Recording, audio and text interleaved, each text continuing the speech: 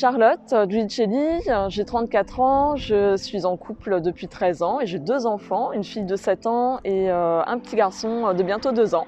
Je venais de quitter mon emploi, j'étais éducatrice de jeunes enfants depuis plusieurs années et je me sentais plus alignée avec ce métier-là.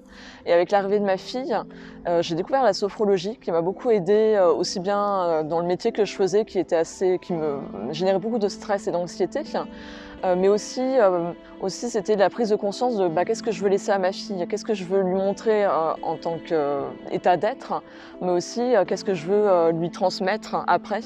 Et puis qu'est-ce que je voulais aussi comme accompagnement par rapport aux femmes, par rapport aux enfants, qu'est-ce que je voulais quelque chose de beaucoup plus personnalisé, de beaucoup plus juste.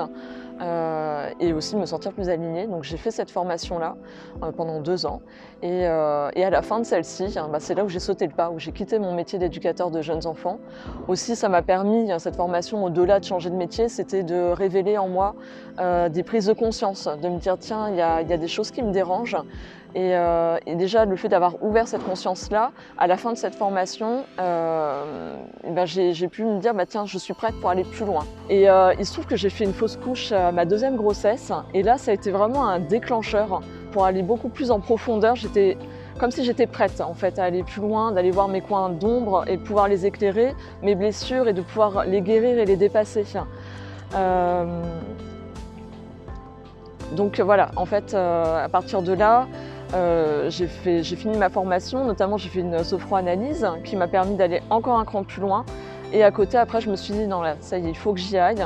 Je venais de quitter mon métier d'éducateur de jeunes enfants, donc du coup, j'étais vraiment prête à aller plus loin et à aller voir qui j'étais au fond de moi-même et de pouvoir enlever les dernières couches qui venaient me gêner, notamment pour lancer mon activité de sophrologue et être aussi prête à accueillir l'autre dans ce qu'il était, sans être gênée encore avec mon histoire. Par rapport à cette fausse couche, ce qui s'est réveillé, il y a eu beaucoup de tristesse. C'était le fait aussi de mettre en avant, de ne pas laisser ça comme si c'était quelque chose d'anodin et vraiment de prendre le temps de faire ce deuil, d'accueillir ce qu'il en était et de pouvoir aussi la voir comme autre chose, que juste un deuil. C'était au-delà de ça. Qu'est-ce que ça allait me permettre de transcender dans ma vie après. Et il y a aussi ça, il y a eu cette période de deuil, de recueillement, de ne pas oublier. Parce que c'est vrai qu'en tant que femme, j'ai remarqué qu'on avait tendance à occulter, c'est là que je m'en suis rendu compte en faisant moi-même cette fausse couche, à laisser de côté, oui, voilà, c'est médical. Et non, c'est bien au-delà. C'était d'accepter le fait que ça faisait partie d'une 2e grossesse, mais aussi le lien que ça avait, la résonance que ça avait avec le transgénérationnel. Il se trouve que j'étais la 3e génération à faire une fausse couche dans ma lignée maternelle. Et pour moi, il était important que ça s'arrête aussi. Et donc, pour cela, c'était de pouvoir traverser ce deuil et de pouvoir honorer aussi bien ce petit être qui était venu dans mon utérus, mais aussi les autres avant, pour pas que ça vienne se répéter encore une fois dans les générations futures. Le fait d'avoir pu aller au bout comme ça, d'avoir été dans les profondeurs, et du coup, j'ai pu me dire que ça y est, je m'autorise à. Et c'est ce qui se passe dans ma vie actuellement, c'est je m'autorise, je sais que je mérite ce que je suis en train de faire et je veux au bout des choses. C'est-à-dire que j'ai plus peur, j'ai plus de culpabilité par rapport à ça, à me dire oui, je pense à moi en priorité, mais je sais qu'en pensant à moi, finalement, je montre aussi le chemin aux autres.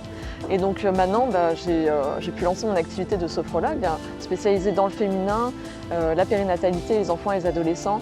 Et j'accompagne à mon tour, comme on a pu m'accompagner en tant que femme, d'autres femmes à pouvoir retrouver du bien-être dans les différents domaines de leur vie, mais aussi à les accompagner sur ce parcours-là de la maternité, que ce soit dès le désir d'enfant, tout ce que ça vient réveiller, la grossesse en elle-même, mais aussi l'après, le postpartum, qui est aussi un moment qui chamboule énormément, où il faut trouver sa place en tant que mère, en tant que femme, en tant que compagne.